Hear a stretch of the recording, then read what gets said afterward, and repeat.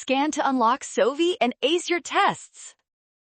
Paramecium questions get easy when you track water potential correctly, because the fastest contractile vacuole belongs where water rushes inward most. You got this.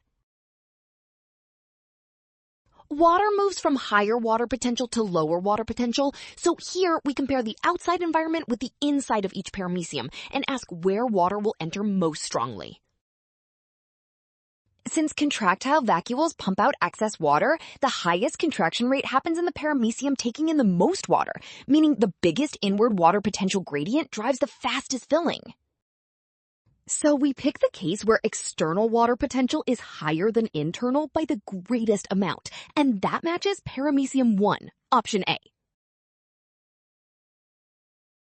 Well done! Option A, scan now, watch signs, and avoid rushing. Trust given values, then check each comparison so the biggest inward gradient stands out.